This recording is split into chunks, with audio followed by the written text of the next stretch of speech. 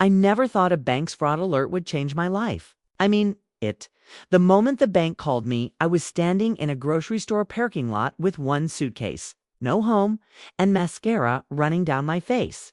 My husband had kicked me out just an hour before, and all I had left was my father's old bank card, the one I wasn't even sure still worked. But what the bank told me next is something I still struggle to believe. My name is Danielle Carter. I'm 30 years old, born and raised in Atlanta. A black woman who grew up on faith's family. And the belief that love, real love, fixes things. I wish someone had told me earlier that love can also break you, especially when it's given to the wrong person. 4 years ago, I married Marcus Henderson. On the outside, he looked stable, clean haircut, steady job, serious smile. But underneath that, he was cold, controlling, calculated. A man who never raised his voice, but destroyed you slowly with silence. A man who called himself protector, but took away every piece of your independence. And like so many women, I didn't see it happening until I woke up one day and realized I had nothing that was truly mine anymore. Not my money, not my car, not even my freedom. It was a Tuesday. Funny how destruction picks the most normal days. I was folding laundry when Marcus walked in, his face expressionless, that same blank, heavy stare he always carried before hurting me emotionally. "Pack your things," he said. Just like that. No explanation. No emotion. I laughed at first. Not because it was funny, but because sometimes shock makes you say stupid things. "Marcus, what are you talking about?" "Pack what? Why?" He didn't shout. He never did. He just stepped closer, calm. "To calm, you heard me? You're leaving today." And then he placed my own empty bank card on the counter. "You should have been smarter," he said. "I told you to stop spending money without telling me." I stared at the card, confused. I hadn't used it in weeks. Marcus kept our accounts tied together because he wanted married unity. But really, it was control.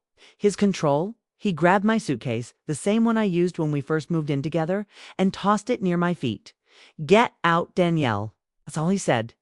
Like I was a stranger who overstayed a welcome. No fight. No tears from him. Just dismissal. I walked out. Because I didn't know what else to do. I ended up at a small grocery store off Memorial Drive. My suitcase was beside me. My throat felt tight. Atlanta humidity pressed on my skin like a heavy blanket. I needed food, water, a moment to think. But I had no active card, no cash, and then I remembered it tucked inside an old wallet inside my suitcase. My father's old debit card. The one he gave me before he passed away 6 years ago. "Baby girl, if you're ever in trouble, this is for you." I never used it. Never even checked the balance. I assumed it was empty or closed by the bank after his death. But in that moment, desperate people take chances. So I walked inside the store, got a bottle of water and a sandwich, walked to the register, and handed over the card. The moment it beeped, the computer froze. The cashier frowned. Ma'am, it's asking me to call the bank." My stomach dropped. I stepped out into the parking lot. The phone rang. Unknown number. I answered. Double quotes, "Ms. Carter. This is fraud protection at Southern Federal Bank. We need to ask you some questions about a very old high-security account belonging to your father." I froze. "Is everything okay?" "No, ma'am. We detected attempted unauthorized access to this account earlier this morning. For your protection, we need you to come into the branch immediately." Unauthorized access. It wasn't me. No one even knew this card existed. Except Marcus. My hands shook. "My father died years ago. Why is the account still active?" The woman on the phone paused. "Because she knew something I didn't, ma'am. I think you should come in. There's something here you need to see." I took a bus with my suitcase, eyes swollen from crying, hair messy from the heat. I walked into the bank branch, the big one downtown with the glass doors, and told the receptionist my name. She stiffened. "Oh, yes. Right this way, Ms. Carter." I was escorted into a quiet office where a middle-aged black woman with warm eyes waited for me. "I'm Mrs. Watkins," she said. I was your father's branch manager for almost 15 years. Felt a sting in my chest. Wait, you knew my dad? She smiled gently. Knew him well. He adored you. I bit the inside of my cheek to keep from crying. Why is the account still active? I asked. Her face softened. Because your father asked us to keep it that way. Permanently. I blinked. What? She pulled out a sealed envelope. Yellowed edges. My father's handwriting. He left this for you. To be opened only if certain security alerts ever triggered. One of those alerts went off today. My hands shook as she placed it in front of me. Your father, she continued, was worried about you. Not when he died, but years before that. He talked often about your heart being too big, and certain kinds of men taking advantage of that. My eyes burned. I hadn't cried in years. Marcus didn't like emotional women. The tear rolled anyway. Mrs. Watkins reached into her file. And we also detected an attempt this morning to access this account through digital login using your information. My breath stopped. Wait, someone tried to get into my father's account? Who? She folded her hands. We can't share details. But the attempt came from the same IP address linked to another account we manage. And the name associated with that IP, I closed my eyes. Marcus Henderson, I whispered. She nodded, but she wasn't done. This card he tried to access. It's not a savings account. It's not money. I frowned. What is it then? She pushed the envelope toward me again. It's instructions, she said. A plan. Something your father wanted you to have. Only if your life ever hit a point where you needed to rebuild from zero. Rebuild. The word felt heavy. I opened the envelope with trembling fingers. Inside was a handwritten letter and a small, old-fashioned key. My heart cracked open as I read my father's familiar handwriting. The letter, Danielle, my baby girl. If you're reading this, life hit you harder than it should have. I was always afraid that your soft heart would meet a hard man. So I left you something better than money. I left you a start. This key belongs to my old workshop locker. Inside you'll find certificates I kept in your name. Letters of reference, contacts of people who owe me favors. And the biggest thing, a business plan we designed together when you were 18. Before life distracted you. Couldn't give you millions, baby, but I could give you a foundation.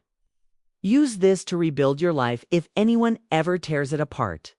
Choose yourself, even if no one else does, Daddy. Couldn't breathe. I pressed the letter to my chest and broke down right there in the bank office. Mrs. Watkins held my hand. Your father wanted to protect you. She said softly, he really loved you.